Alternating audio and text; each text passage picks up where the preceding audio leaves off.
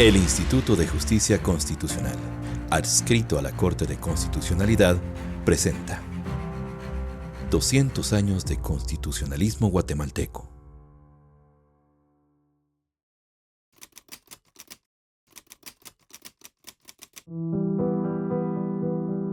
El 21 de marzo de 1847 se creó la República de Guatemala. Y fue en octubre de 1851 que se proclama el acta constitutiva de la República. Durante este periodo, la economía del país se miraba bastante floreciente, gracias al cultivo y sobre todo la exportación de la grana. Sin embargo, hacia 1858 se prevé una crisis en la economía debido a que la grana ha perdido en el mercado internacional ante el aparecimiento de los colorantes químicos.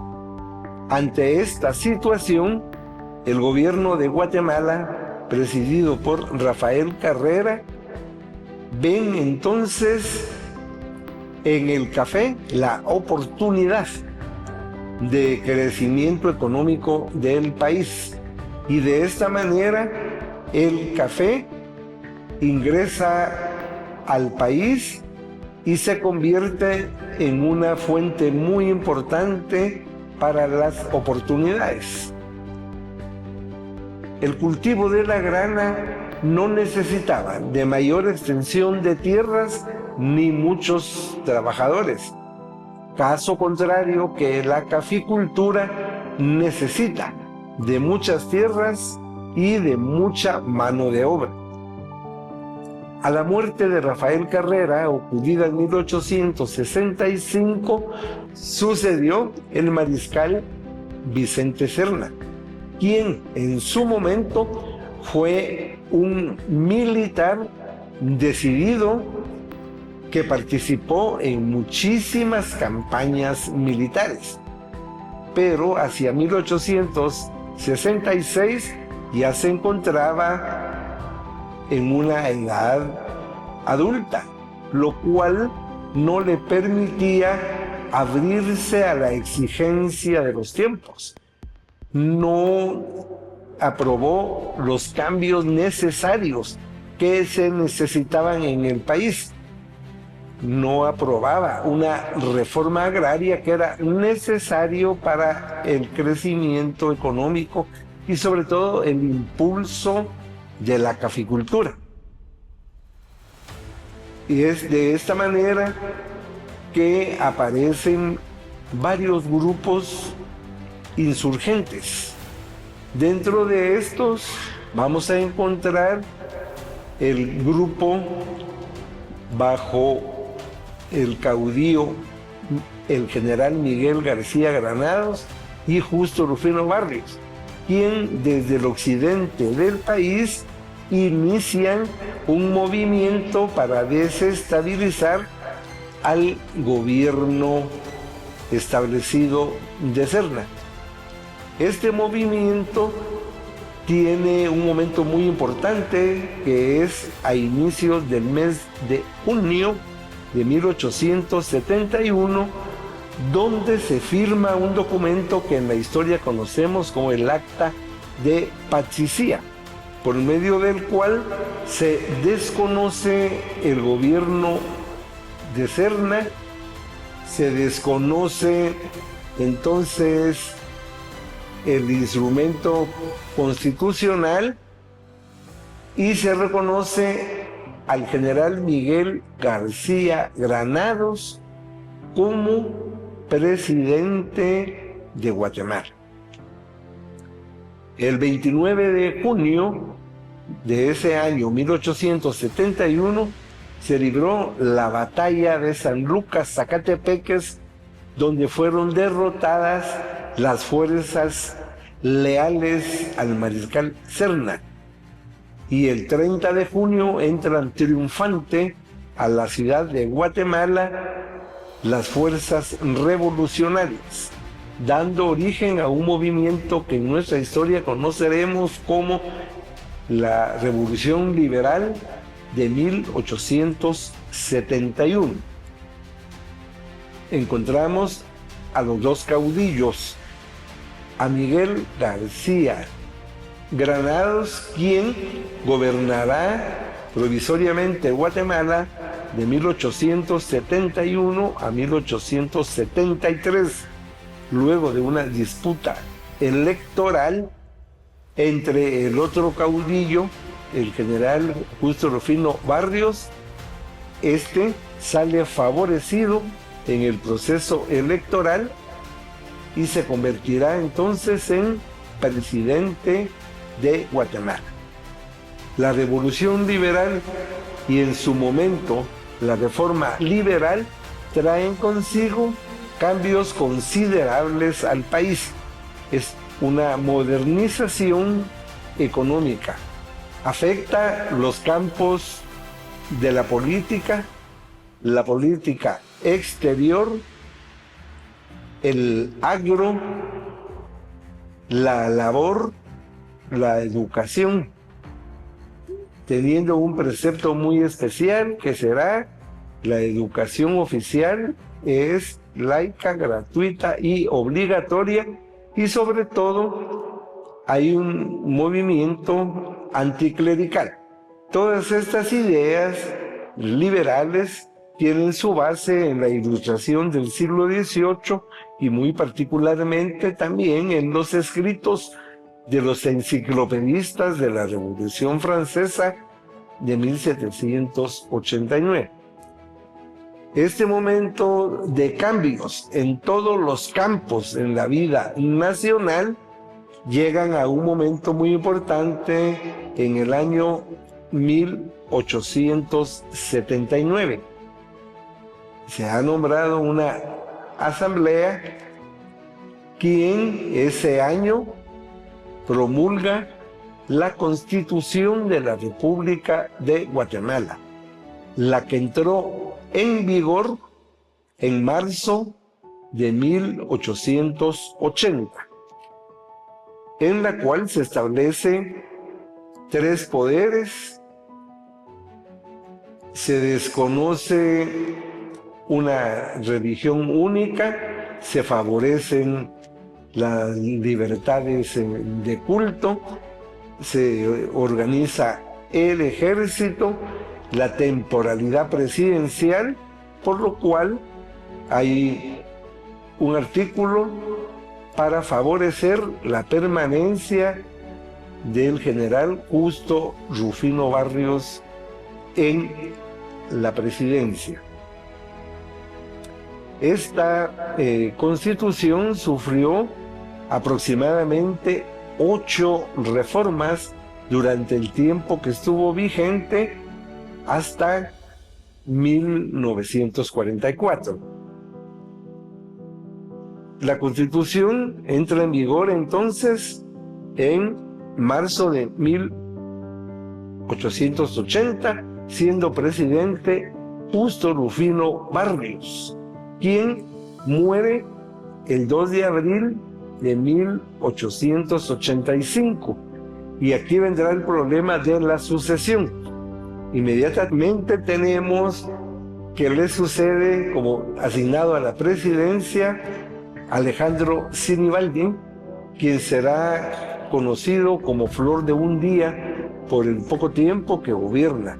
A partir del 8 de abril de este año 1885, toma provisionalmente la presidencia el general Manuel Lisandro Varías, quien había tenido mucha amistad desde Quetzaltenango con el general Barrios. Posteriormente ya es designado a la presidencia de la República Manuel Lisandro Varías. Él continúa la misma línea liberal de sus antecesores y en su administración se van a hacer las reformas a la Constitución que estaba vigente en ese momento. Varías es sucedido por Reina Barrios. Reina Barrios toma la presidencia en 1892 por un periodo de 4 años. En su momento, Reina Barrios llama al proceso electoral y en este proceso podemos ver que participaba el general Próspero Morales, quien había sido ministro de Educación y ministro de Guerra en tiempos del propio Reina Barrios. Inicia su campaña. Sin embargo,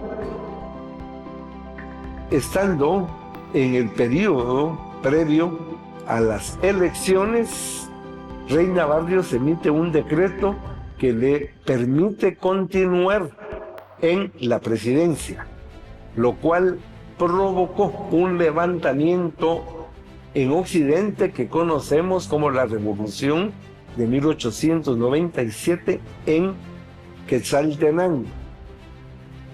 El movimiento fue sofocado.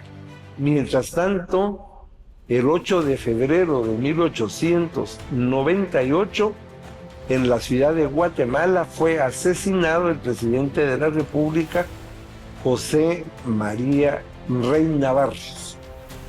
El asignado a la presidencia y quien hace valer su derecho inmediatamente es Manuel Estrada Cabrera. Estrada Cabrera toma entonces la presidencia en febrero de 1898 y durante su gestión van a hacerse las reformas constitucionales para favorecer su reelección para permanecer en la presidencia.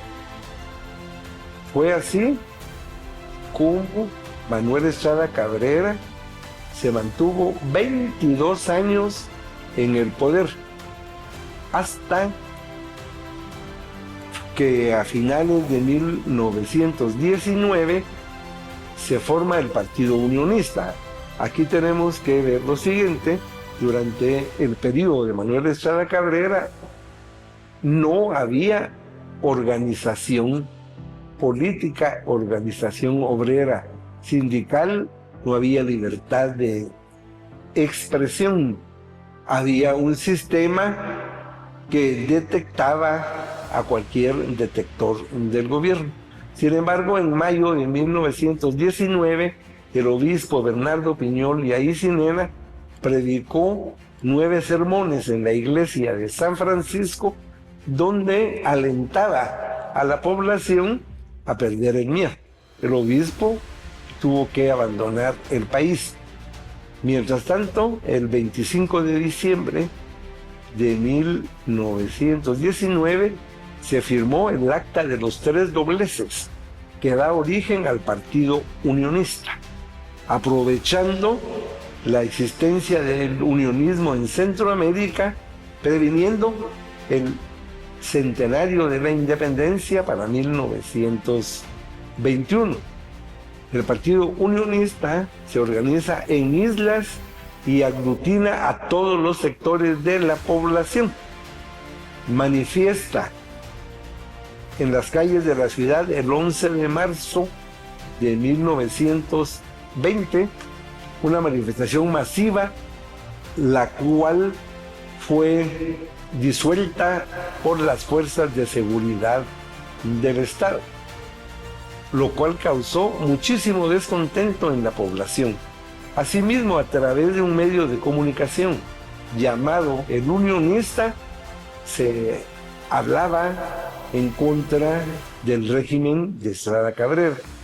Pero fue hasta la semana del 8 al 15 de abril de 1920 que se desarrolla la llamada Semana Trágica, donde los grupos favorables a los unionistas y a Estrada Cabrera se enfrentan, causándose la muerte, dando un periodo de terror en Guatemala que culmina con la derrota de Estrada Cabrera, quien es encarcelado y luego por la asamblea es declarado interdicto para gobernar.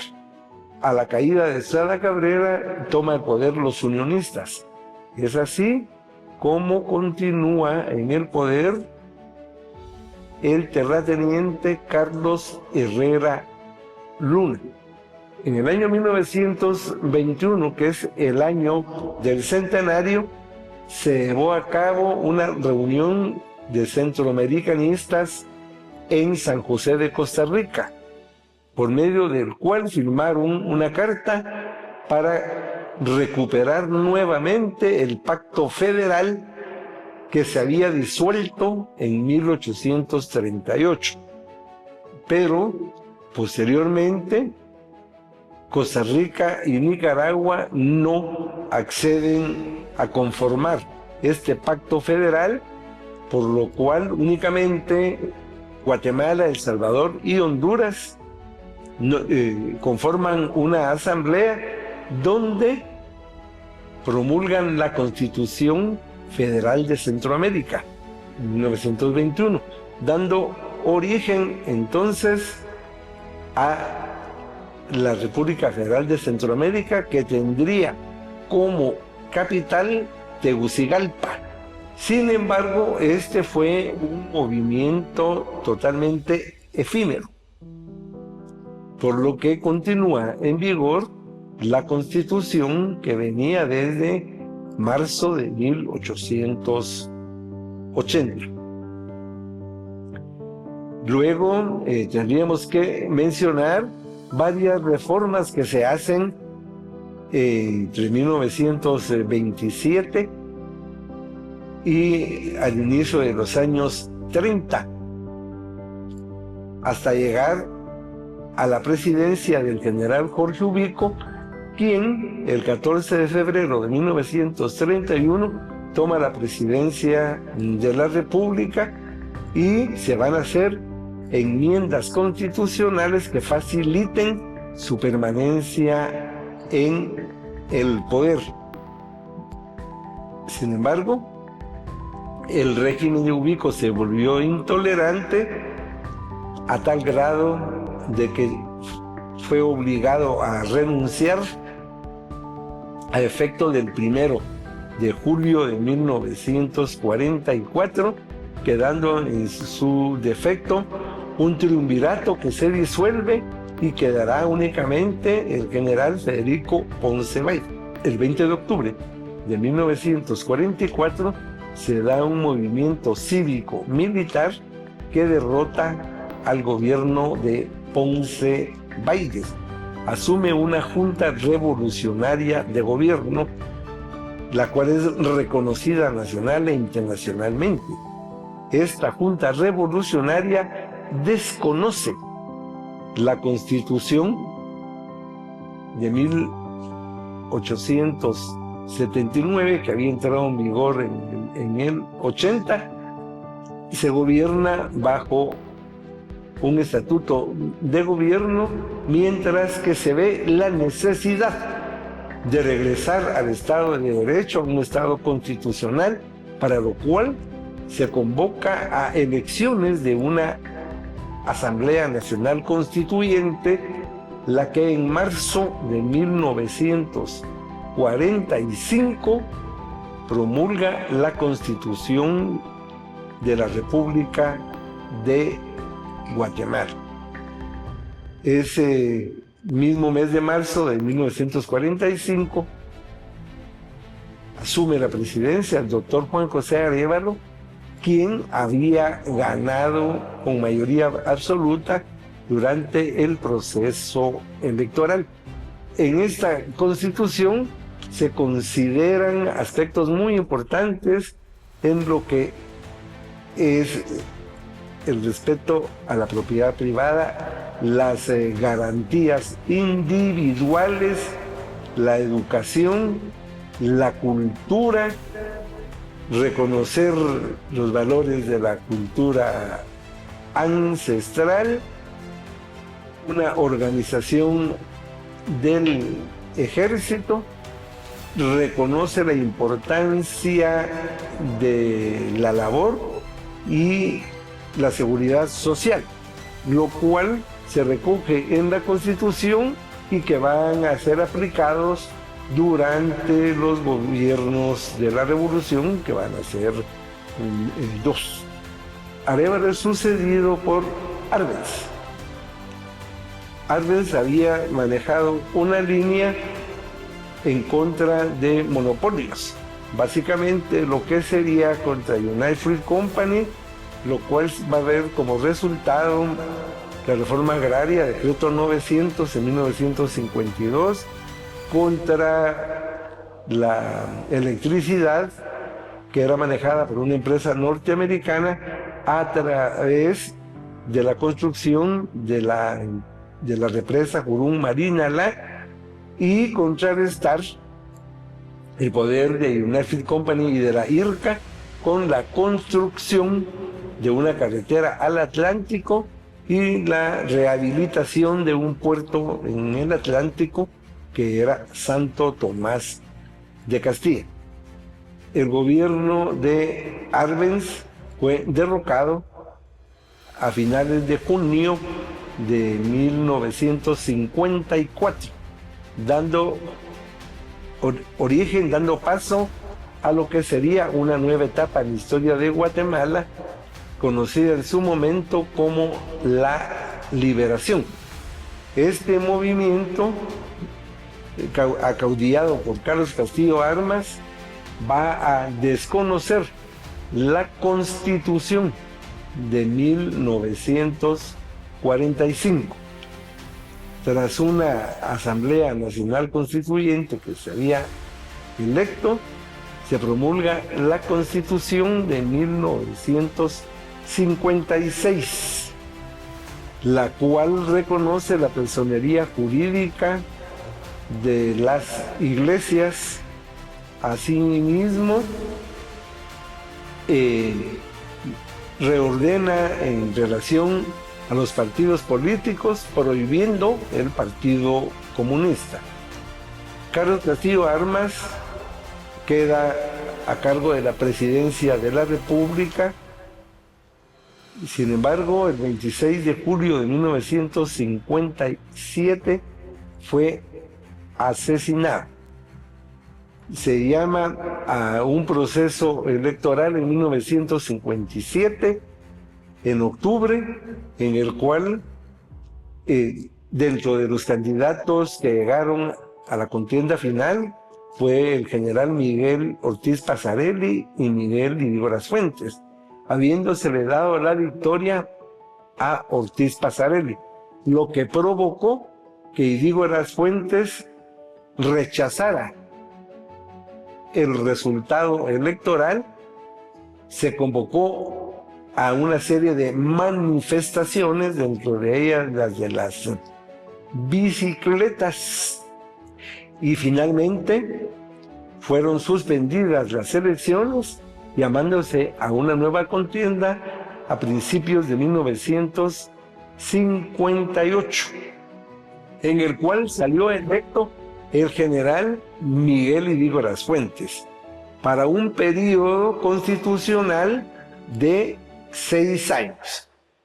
El periodo de Idígoras Fuentes va a ser muy convulso en la vida política, los efectos de la Guerra Fría, la problemática nacional, los intereses de partidos y de grupos, la política internacional, especialmente la Revolución Cubana en 1959, la política de Kennedy, el proyecto Alianza para el Progreso, y todo esto en Guatemala va a causar también una serie de enfrentamientos y manifestaciones, especialmente levantamientos obreros y estudiantiles que fueron reprimidos.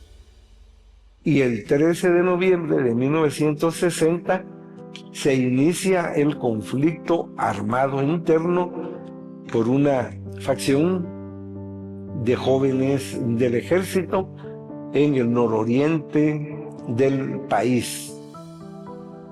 Se había convocado a elecciones para finales de 1963, lo cual también había causado una serie de descontentos en algunos grupos tradicionales, lo que termina con el golpe de Estado, ahí digo las fuentes, a finales de marzo de 1963, quedando al mando el coronel Enrique Peralta Zurria, quien había sido el ministro de la Defensa, y gobernará como jefe de Estado, con un estatuto de gobierno.